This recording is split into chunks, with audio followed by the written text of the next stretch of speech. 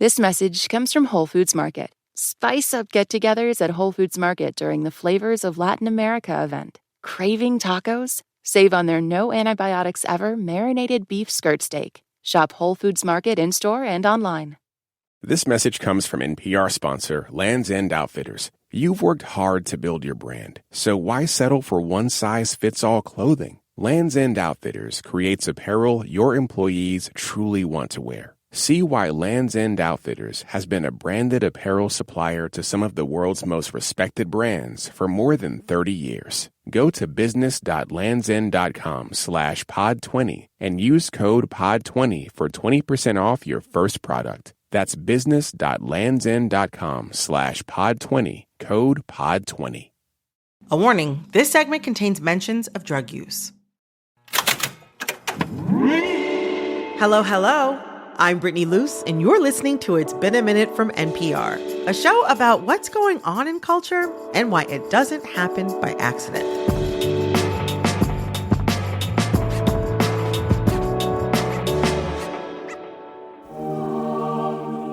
America is a deeply spiritual nation. Over 70% of us say that we feel spiritual in some way. But at the same time, we're also getting less religious. When asked to check a box next to their religious affiliation, 28% of Americans check the box labeled none. The nuns, as they're sometimes called, are now the biggest religious group in the United States. And 22% identify as spiritual but not religious, otherwise known as SBNRs. But for SBNRs, what's replacing organized religion? What do they believe? And where does that belief show up in all our lives? Well, on our new series called Losing My Religion, we're going to find out. Today, we're getting into psychedelics. That's an umbrella term that includes LSD, magic mushrooms, peyote, and often ketamine and MDMA too, among others. And more people are taking psychedelics now than ever before. Ever heard the phrase spirit journey? The trips people have on these substances are often described in spiritual terms, and some of these psychedelics have a history of spiritual practice spanning millennia. But there's a new group that's really taking on the psychedelic mantle: tech bros and CEOs. OpenAI's Sam Altman. Psychedelic therapy was definitely one of the most important things in my life. Elon Musk. There are times when I have a negative chemical state in my brain. Ketamine is helpful for getting one out of a negative frame of mind. And Google co-founder Sergey Brin, to name a few. These substances have different shades of legality throughout the US, but some of these tech bros are trying to change that by funding startups that might bring psychedelic therapies to the public. So what does it mean that psychedelics are getting championed and sometimes financially backed by the tech elite? And how might that affect our culture's relationship to psychedelics as spiritual tools? I'm joined by Maxim Tvorun-Dunn, PhD candidate at the University of Tokyo. Happy to be here. And Emma Goldberg, business reporter at the New York Times. Thanks for having us on. To find out. Okay, so we are here to talk about psychedelics. How do you see them fitting into a spiritual but not religious practice? For a lot of people, I think work and career has almost taken up the place that religious community might have taken in their lives in previous generations. So I think some people do feel this sense of spiritual emptiness, and they're casting around for how do I give some sort of structure to wanting to ask deeper questions about spiritual meaning. Just to touch on the science for a second, I think it's not surprising some people are turning to psychedelics because literally of the effect that they have on the brain. Because typically I think what our brains do is it's almost like a zip file. They're trying to compress all the information that's coming in and make it digestible for us and zip it all up and condense it. And what psychedelics do is basically the opposite. So they flood our brain with information and make connections within the brain that normally wouldn't happen. And so people might actually come to realizations or ask questions that they wouldn't be able to do without psychedelics. That being said, I think some people turn to psychedelics instead of climbing this staircase of expanding your consciousness and asking, deeper questions. You're just trying to get in an elevator and like zoom right to the top floor. But that's like missing all the work of like climbing and the exertion that actually comes from grappling with some of the questions that people might be trying to answer. Right. A common selling point for ayahuasca, for example, is that it's like 10 years of therapy in one day, that you can get all that processing without all that time. But also, I think more and more psychedelics are being associated with tech bros and CEOs who either do these substances or fund psychedelic startups or both. And Emma, you just published an article a couple of months ago about a retreat you went to called The Psychedelic CEO. This feels kind of different to me from the 60s and 70s stereotype of a psychedelics user that I feel like, was associated with progressivism and radicals and free love, et cetera, et cetera. How did psychedelics go from that kind of association to being like the favorite drug of tech bros and CEOs? It's really wild because I did find actually in doing research for this story that actually there is sort of a long history to that kind of corporate, bent to psychedelics, which I found really interesting because in the 1950s, when America was first being introduced to psychedelics, one of the ways they became really popularized was because a high-up executive at JP Morgan took mushrooms and then wrote this big story for Life magazine narrating his mushroom journey. And so many people read it and started getting interested in doing psychedelics. And there were actually psychedelic evangelists who were trying to fly around the US with the purpose of introducing high-powered people, including Hollywood stars, including politicians, but also including Fortune 500 CEOs to psychedelics. And all of that push kind of stalled once psychedelics became much more associated with the hippies and with 60s counterculture. But it's come back around again, it seems. Yeah, I think to the corporate CEO who's all ears to this idea of like, I want to be my best self or I want to self-optimize, some people almost start thinking of it as just one more tool in the self-optimization sort of toolbox. It's interesting. We have this image of CEOs trying to self-optimize. There's that term biohacking that goes around a lot. But also, a lot of these billionaires have some kind of bizarre ideas sometimes that, like people like Brian Johnson, they're really obsessed with immortality. You have people like Patrick Friedman sharing books about Eastern religion, about cultivating true essence to become an immortal and attain godhood was a tweet he posted. Oh, there's a lot of this very new agey, vague stuff mixed in with all of this really high-tech science stuff. There's a lot in what both of you have said right there, but something I'm also thinking about is a thing journalist Jane Hu pointed out to us, which is that the center of the psychedelics counterculture and Silicon Valley are born out of the same place geographically. Yeah, in fact, it's not even just the same place. A lot of it is even the same people. There's a great book on this by Fred Turner called From Counterculture to Cyberculture that's all about the group that came around the entrepreneur Stuart Brand and how he kind of bridged this gap between starting from the kind of back to the land hippie collectives to big technology developmental groups using a lot of this stuff as kind of a ideology around which you can kind of create this perfect libertarian society that some CEOs are obsessed with. And we saw this even like in the early 1960s. There were actually experiments going on right in Menlo Park. All of these executives were coming in and they were bringing with them like a work problem that they'd been grappling with. And then they would do psychedelics and then sit there and see if it made them better able to like tackle some of the technological or the engineering or the creative challenges that they were wrestling with at work. So I think a lot of the tech executives and the researchers who I talked to also pointed out that I think it's geographically this one area, as you're pointing out, it's San Francisco. It's somewhere people have always been really curious about experimenting with sort of new ways of living and being. But it's also a place where people are wrestling with big existential questions and creative challenges. And so they're looking for things that kind of get their minds into a new state. Something within my research on the tech industry and kind of tech culture that really worries me is this obsession with these big existential questions, having the tech industry being the ones to solve big existential questions. There was a lot of discourse around psychedelics will make people more in tune with the environment, and so we could have a more eco-conscious society. Psychedelics will solve the Israel-Palestine conflict. That was one thing that came out in news articles. Oh. But, psychedelics can't do all this. In fact, I would think not.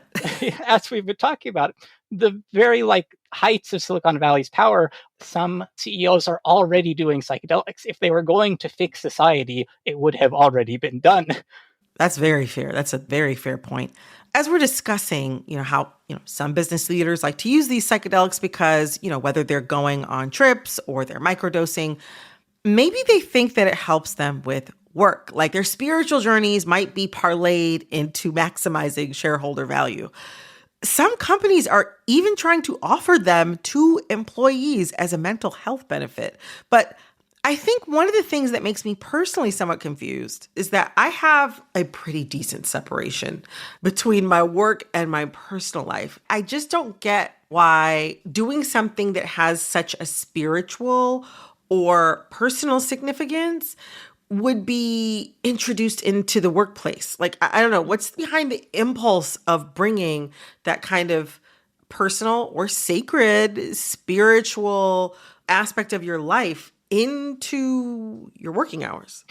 I think it goes along with recent stuff, like you heard Sergey Brin say that his tech workers should be working 60-hour weeks in a way that's kind of disturbing.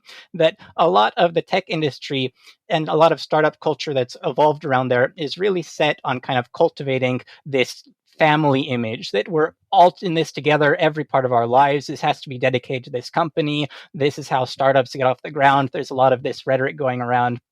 There's a good book on this subject called Work, Pray, Code, specifically about how all of this religion, whether traditional or Eastern or esoteric or whatever, get lumped into tech industry stuff, is because it's designed to cultivate this sense of closeness, this kind of bonds with your worker families that you're constantly focusing on bringing, capital to your company.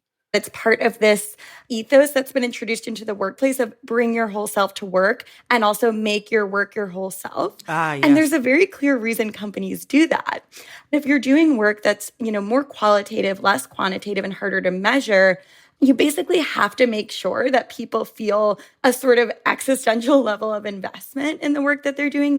Companies get more out of their workers. What has come along with that, especially in the tech industry, is sort of looser norms, more casual, and, sort of expressive work culture. Right. That basically we're seeing workplaces that have ball pits and happy hours and workout classes. And beer taps and all that. Yeah. And no unions. Yeah, in most cases. And that has come along with a lot sort of looser norms around things that even include psychedelics. Coming up, who gets the cultural cachet of using psychedelics? If one of their workers came to the CEOs and said that they had done some kind of drugs, whether psychedelics or something else, would they have been fired or would they have been disciplined? Stick around. This message comes from BetterHelp. Therapy can be expensive, but at BetterHelp, they believe therapy should feel accessible, not like a luxury, which is why they offer quality care at a price that makes sense and can help you with anything from anxiety to everyday stress. Your mental health is worth it, and now it's within reach. Visit BetterHelp.com/NPR to get 10% off your first month. That's BetterHelp.com/NPR.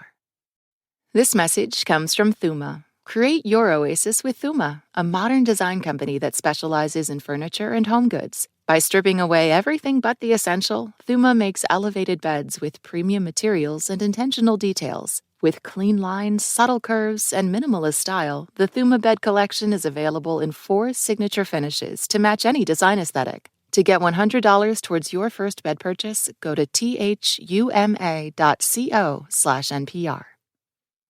This message comes from Capital One. With the Spark Cash Plus card from Capital One, you earn unlimited 2% cash back on every purchase. Jorge Gaviria, founder of Hacienda, reinvests the 2% cash back to develop new products that help grow the business. Plus, with no preset spending limit, the card's purchasing power adapts to meet business needs. Capital One, what's in your wallet? Find out more at CapitalOne.com/SparkCashPlus. Terms and conditions apply. This message comes from Mint Mobile. Mint Mobile took what's wrong with wireless and made it right. They offer premium wireless plans for less, and all plans include high-speed data, unlimited talk and text, and nationwide coverage. See for yourself at mintmobile.com/switch. Gosh, some of these psychedelics like ayahuasca and peyote are substances that have historically been used in indigenous spiritual practices. What does it mean that substances like those are getting picked up and popularized by tech bros and CEOs?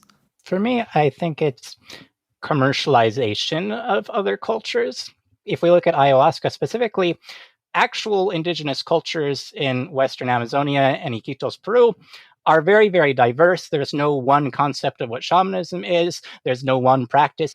And yet, the version that's kind of being sold to a lot of wealthy American tourists is a specific, very commercialized, business appropriate aesthetic of what a existential experience is supposed to be like. That's really had a lot of other parts of it shaved down, and commercialized fit that. And so you end up with a lot of indigenous communities that don't really have a lot of resources and are kind of being morphed and reshaped by American tourist interests. I get the sense that when these guys are doing this, they are optimizing, they're expanding, their minds are getting an edge on the competition. But when others use some of these substances, and depending on where, they might be policed in the United States or even culturally. I'm not sure that indigenous people engaging in their own practices with these drugs would get the same kind of cachet. I wonder, why are psychedelics maybe seen as more culturally permissible or even laudable when rich tech bros do them? I mean, it's been, I think, one of the reasons that so many people have viewed the kind of emergence of like this corporate psychedelic culture with so much skepticism. And I saw this when I reported on the CEOs who went to this psychedelic CEO retreat, that, so many of the people I interviewed in the course of reporting the article were asking, like, wait a minute, if one of their workers came to the CEOs and said that they had done some kind of drugs, whether psychedelics or something else, would they have been fired or would they have been disciplined? Like, how does it happen that someone just kind of comes to a position of authority where they then suddenly place themselves above the rules? And it's been particularly devastating in the context of the fact that a lot of people in this country and in this country's history have been imprisoned over really punitive drug laws. And then all of a sudden, drugs that are more associated with the wealthy or the white or the powerful are put on another level. On the other hand, I think a lot of the researchers who do work on psychedelics point out that there's very little evidence of risks associated with them. A lot of the researchers who study the effects on things like depression or addiction have found that they can be really helpful when they're done safely and in supervised environments. And so I think those two sort of dynamics are both at play here. There's also a lot of power from Silicon Valley behind legalization pushes and, new companies that aim to market psychedelics to the public. Maxim, you've been critical of this. You basically said that CEOs of tech companies aren't just trying to insinuate themselves into our lives through tech, but to also guide our spiritual lives through psychedelics. Can you say more about that? Well, I think some tech CEOs have a lot of really kind of egotistical or hierarchical ideas of how society should be organized. There's a combination of beliefs that are centered on this sort of mystical experiences aligned with technocratic goals of optimizing, your experience or your ability to do labor, whether it's through psychedelics or genetic modification or biohacking or Neuralink AI or the reemergence of the eugenics movement. Like I have a quote from Serge Faguet. He started Mirror AI. He had a quote saying that he was getting into biohacking as a means to, quote, help make us immortal post-human gods that cast off the limits of our biology and spread across the universe. Really kind of... That's out there. New age stuff. Yeah. Sam Altman, he recently talked about psychedelics as, quote, one of the most transformative things in his life. Sam Altman also invested in a libertarian city-state project called Praxis Nation. Right, not him personally, but his venture firm that he runs with his brothers. I'll read the description from the Praxis Nation website really quick. Praxis is, quote, a home for the brave who strive for virtue and wisdom. Our purpose is to restore Western civilization and pursue our ultimate destiny of life among the stars. The Praxian way of life is driven by vital energy that seeks transcendence through heroic action and contemplation. That line, heroic action contemplation, is taken from the Italian fascist author Julius Evola. Their slogan on their website is reclaim the West, about as fascist as you can get. And so I think this rhetoric Sure, there's a lot of overlaps with this discourse around psychedelics in Silicon Valley as something that's providing this kind of vitalist, masculine, transcendent contemplation. Ultimately, given all that power behind bringing psychedelics to the public, what does the future of psychedelics look like, not just for tech bros and CEOs, but for people who do want to bring them into their own spiritual practices? For me, I think, people have the agency to do whatever things they would like to and go about them as they do with, outside of a legalistic view. But I think, as we've mentioned, I'm worried that as these become more common and more commonplace, people are going to be engaging with them only in a very commercialized and consumable form. You're going to see a lot of kind of integration with data harvesting apps. You have lots of startups that are promoting at-home psychedelic therapy with an app. You're going to see some startups keep all of that data and sell it to marketers. And so it is a way of integrating psychedelics with all the other forms of data capitalism and platform capitalism that are already across the Silicon Valley industry. There's a big push to decriminalize or to legalize that's going on across the US. And there are a lot of people who really believe in what these drugs can do for people who are struggling with depression or mental health issues, for people who are struggling with addiction, or just for people who want to sort of look at old questions in their lives in new ways. And what we're seeing is that the wealthy and the powerful are already doing these drugs. They have access to these drugs. So the question from a lot of the researchers who believe in the benefits of them is then, okay, how do we open up access to people who aren't just Silicon Valley CEOs and do so safely and make sure people are getting, the advantages of them and not the potential risks? Gosh, you both have given me so much to think about today. I really appreciate this conversation so much. Thank you both. Thank you so much for having us. Thanks for having me. That was Maxim Tvorun-Dunn, PhD candidate at the University of Tokyo, and Emma Goldberg, business reporter at the New York Times. And wow, I am so grateful you made it this far. Yes, you listening right now. It must mean you really like the show, which is awesome because it turns out I really love making it for you. And I'm going to let you in on a little secret. You can become an even bigger fan of the show by signing up for It's Been a Minute Plus. It supports this show and all of public media. Plus, you get to listen to every episode of the show sponsor-free. There's a link in the description of this episode, or you can go to plus.npr.org/It's Been a Minute to sign up. And seriously, thanks so much for hanging out with me. This episode of It's Been a Minute was produced by Liam McBain. This episode was edited by Nina Patak. Engineering support came from Robert Rodriguez. Our supervising producer is Barton Girdwood. Our executive producer is Verilyn Williams. Our VP of programming is Yolanda Sanguini. All right, that's all for this episode of It's Been a Minute from NPR. I'm Brittany Luce. Talk soon.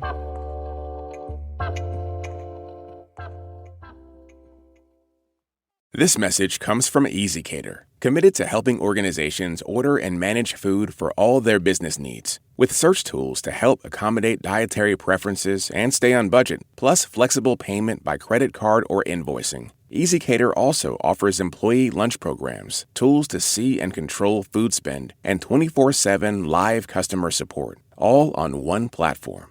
Learn more at easycater.com.